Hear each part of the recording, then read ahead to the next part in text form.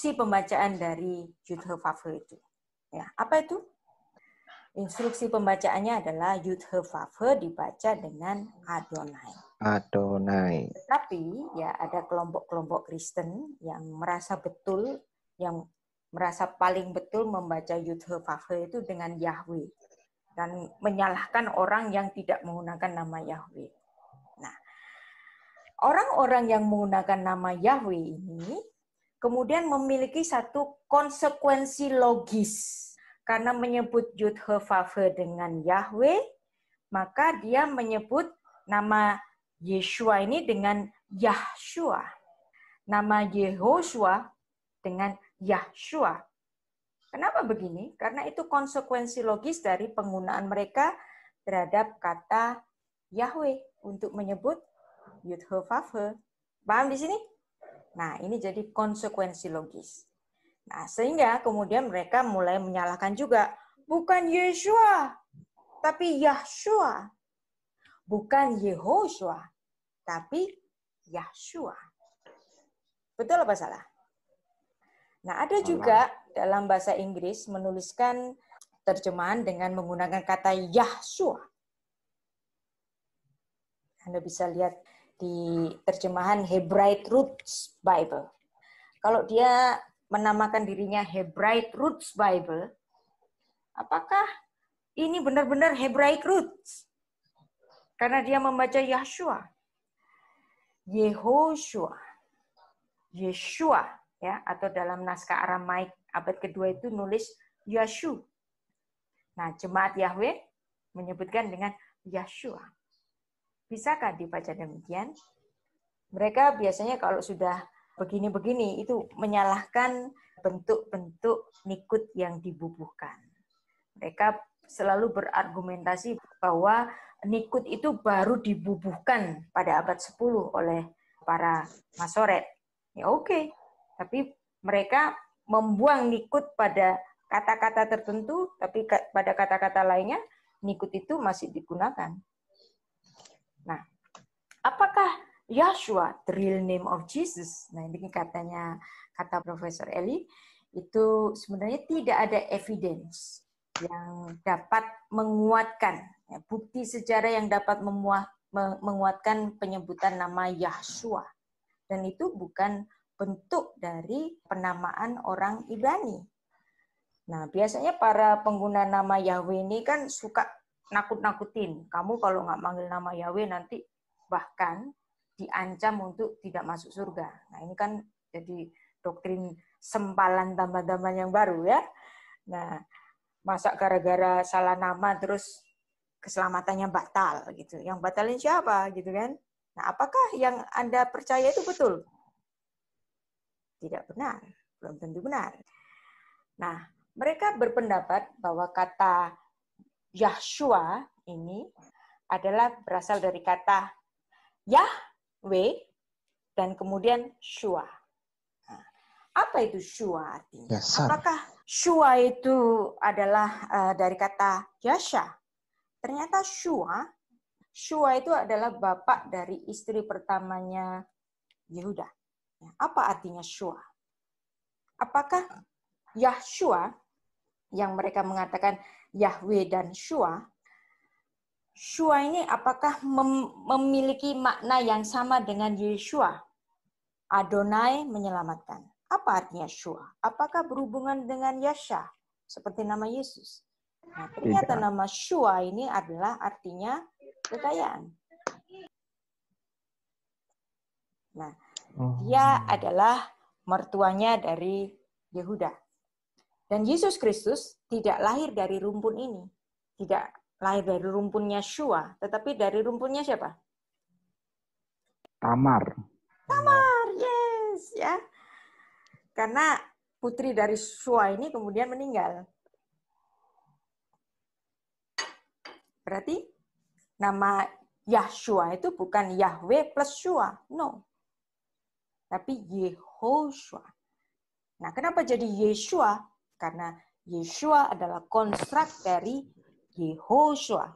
Seperti ibarat Alexander menjadi Alex saja. Alex saja. Argumentasinya, jemaat Yahweh. Yehoshua. Itu salah. Yang ngasih nikut. Orang-orang Masoret itu ngawur. Nah, mereka suka ngawur-ngawurin orang, suka bodoh-bodohin orang, dia aja yang betul. Nah, bagaimanakah Yehoshua bisa dibaca Yahshua? Nggak bisa. Oke, kita buang nikutnya. Yod, He, Faf, Shin, Faf, Ain. Bisa nggak dibaca Yahshua? Bisa dibaca Yahshua kalau Anda membuang Faf yang di sini. Maka ini bisa dibaca Yahshua. Dan ini bukan tulisan legitimate. Ya, karena bukti sejarah nulisnya Yehoshua. Oke, sekarang pakai bentuk konstruknya, Yeshua. Apakah Yeshua bisa dibaca dengan Yahshua? Nggak bisa.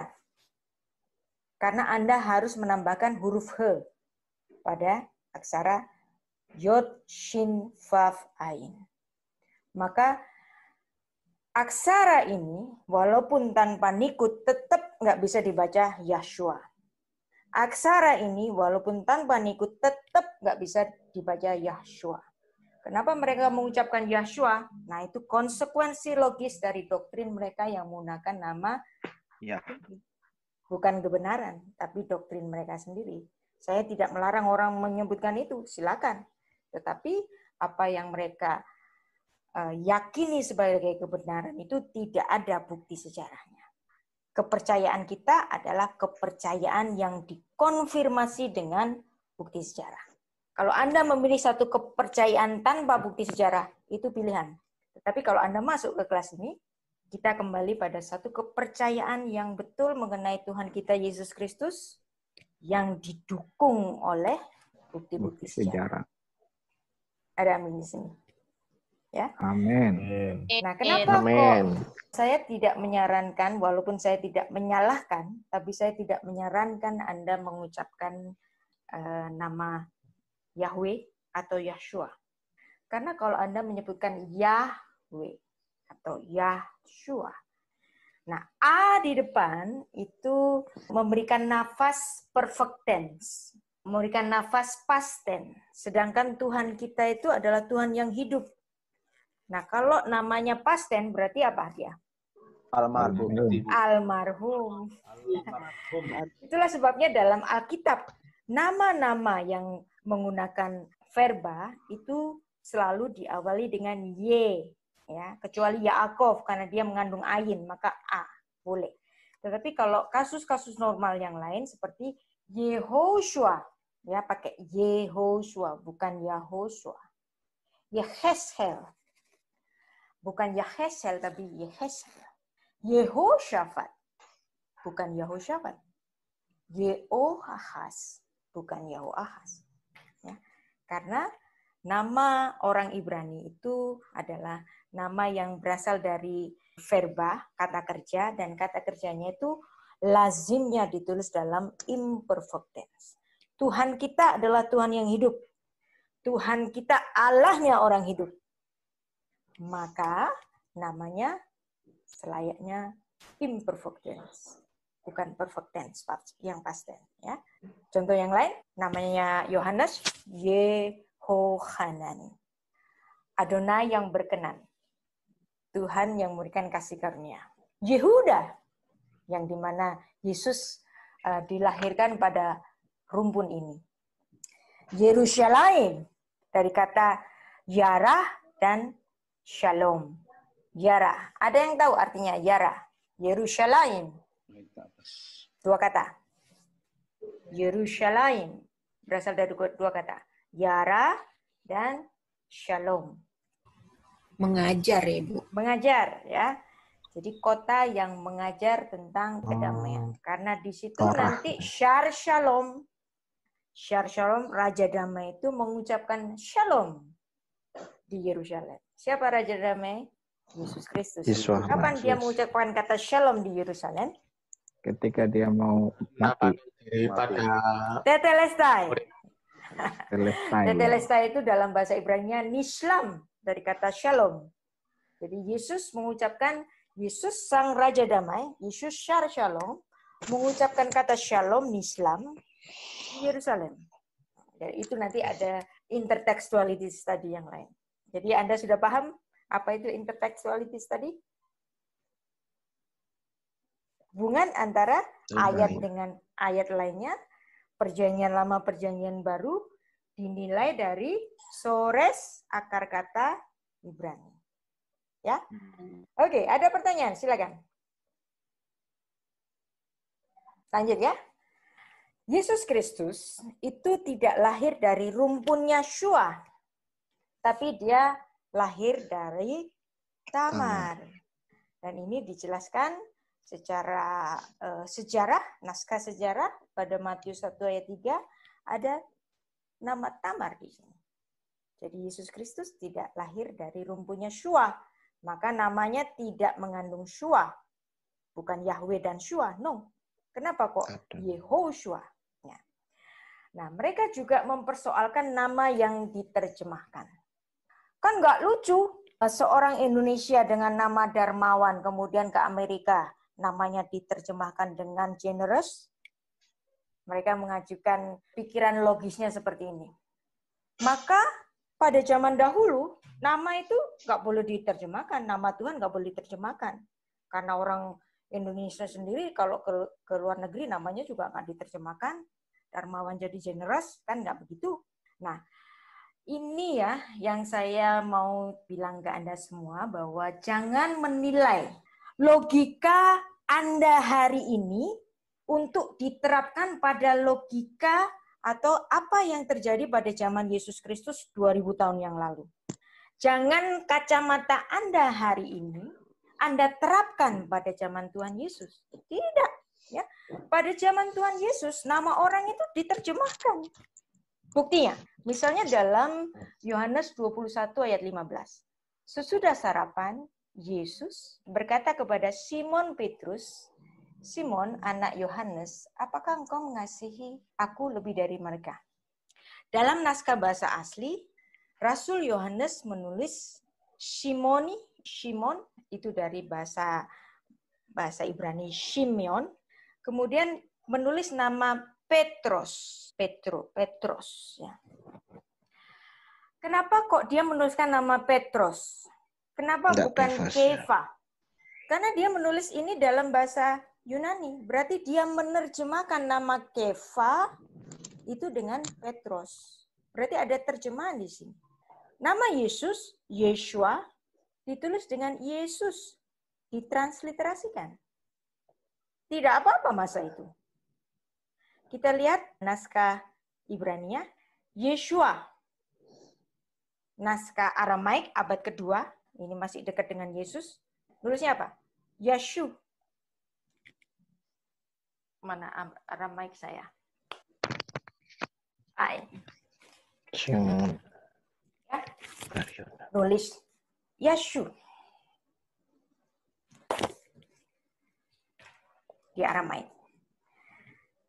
Jadi pada zaman itu nama Yesus diterjemahkan. Nah, nama Petrus tadi yang di dalam bahasa Ibrani nulisnya Petrus, ya, dalam naskah Ibrani ditransliterasikan dari bahasa Yunani ke dalam bahasa Ibrani menjadi Petros. Tapi Anda lihat di sini, ya, naskah Aramaik nulisnya apa? Ada yang bisa baca ini? Naskah Aramaik. Kefa.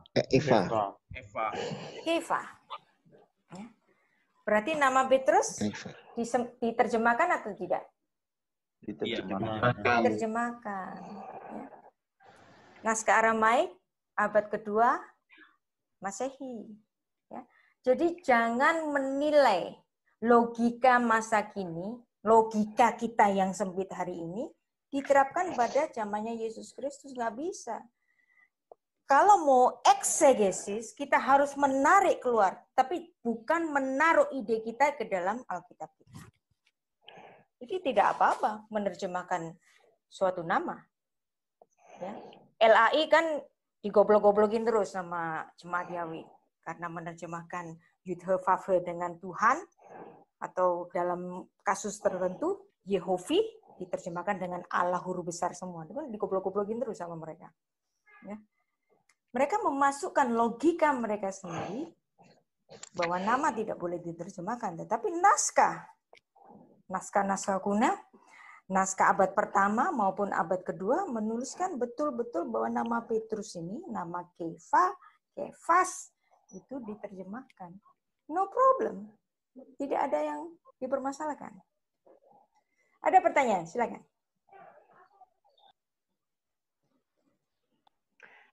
Selain Kefa atau Petrus, ada tidak, Bu, nama-nama tokoh-tokoh lainnya yang diterjemahkan juga? Iya. Terima kasih. Paulus. Paulus itu adalah nama Romawinya. Nama Ibraninya apa kira-kira? Saulus. Shaul. Terus nama Yunaninya? Saulus. Ya. Matityahu. Terus di Yunani kan menjadi Matius.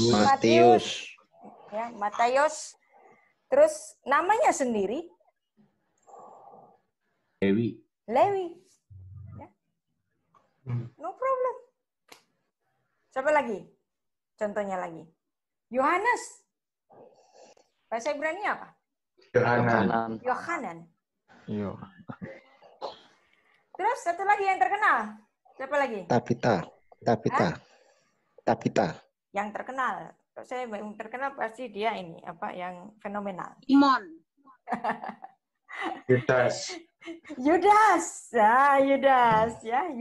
Oke. Yudas bahasa Ibrani apa?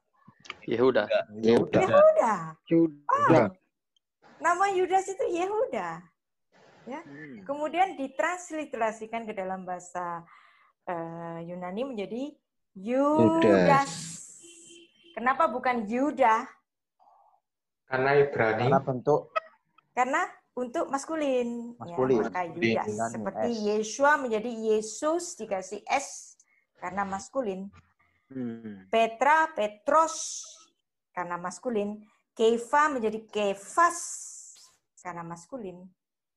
Tidak apa-apa, tidak masalah. Untuk nalar pemikiran zaman dahulu, jangan memasukkan nalar pikiran hari ini, nalar kita yang sempit hari ini untuk diterapkan pada zaman 2000 tahun yang lalu. Belajar yang benar bukan memasukkan ide pada Alkitab. Kenapa mereka melarang penyebutan nama Yesus? Nah, kalau mereka melarang penyebutan nama Yesus, ya biasanya dari jemaat yang sama juga, yang pengguna nama Yahweh. Ya. Karena mereka bilang kalau Yesus itu berasal dari Yesus. Jadi karena mereka mau memperkenalkan nama Yahshua, kamu jangan manggil Yesus lagi loh ya. Yesus itu mengandung nama Zeus. Kamu nggak boleh manggil Kristus lagi, karena Kristus itu sama dengan Krishna, dewanya orang Hindu. Nah, kan mereka suka menakut-nakuti supaya orang itu jadi takut tak masuk surga gara-gara salah ucap, gitu kan? Ya kan? Nah, ini mereka bikin satu fitnah yang lain, pengguna nama Yahshua ini tak boleh manggil Yesus, tapi Yahshua, karena Yesus itu adalah seperti Zeus. Permainan kata semacam ini, hati-hati. Ketika Anda melecehkan nama Yesus menjadi Yesus, atau bahkan melecehkan agama yang lain dengan Krishna, itu adalah ketika Anda berpikir seperti ini dan menulis kata-kata seperti ini, Anda melakukan met amim et hayadain. Anda melakukan kenajisan tangan. Karena Anda mau memperkenalkan doktrin gereja Anda, Yahshua atau Yahweh, maka kemudian Anda melecehkan nama Yesus. Ini adalah melakukan kenajisan tangan. Siapapun orang yang menyebut Yesus dengan Yesus, doanya dijawab nggak? Dijawab. Kalau misalnya kegiatan eksorsisme, mengusir setan dalam nama Yesus, setannya ngacir apa enggak? Ngacir. Kenapa ngacir? Ada iman. Ada kuasa dalam namanya, Bu. Ada kuasa dalam namanya. Jadi jangan main-main dengan nama Yesus ya. Jangan Anda lecehkan menjadi Zeus, menjadi nama Yesus, karena nama Yesus itu enggak ada Zeusnya. Zeus itu ada sendiri nanti. Pada Kisah Para Rasul 14 ayat 12 sampai 13 yang dimana Barnabas temannya Paulus ini pernah dianggap sebagai Zeus. Ya. Paulus disebut sebagai Hermes, atau dalam bahasa Yunaninya itu Dios, ya. Zeus, Dios. Kita sudah memahami nama Yesus, nama yang indah. Anda menyebut nama Yesus, tetap Anda ditolong. Orang mengusir nama setan dengan nama Yesus, setannya tetap ngacir karena ada iman di situ. Jangan takut ya. Itu nama yang indah, nama Yesus. Itu nama yang indah. Dari surga mulia, bimbang ragu diusirnya. Hati susah dihiburnya. Nama Yesus yang indah, yang ku cinta. Ini lagu kira-kira sudah 50 tahun yang lalu. Masa gara-gara doktrin yang baru 10 tahun yang lalu ada, terus kemudian nama Yesus jadi Zeus. Kan tidak masuk akal. Ya. Jangan gara-gara jualan gereja, jangan gara-gara jualan doktrin baru, kemudian Anda menjelek-jelekkan nama yang seharusnya Anda sembah. Ya. Saya mau tanya, Bu. Silakan. Kalau Yehova itu bagaimana, Bu? Oke. Yehova itu sudah kita pelajari pada kelas open class sebelumnya. Yehova itu adalah bentuk pembubuhan nikut, tapi sebenarnya itu tidak untuk dibaca, tetapi suatu instruksi pembacaan bahwa Yehova itu ada pembubuhan nikut Adonai. Maka ketika Anda membaca Yud-He-Vav-He dengan pembubuhan nikut Adonai ini, maka bacanya Adonai. Jadi itu instruksi pembacaan, bukan cara membaca. Bahwa Yud-He-Vav-He dibaca dengan Adonai. Itu ada di kelas kita sebelumnya, Anda bisa melihat rekamannya di YouTube ya. Ya, baik. Terima kasih.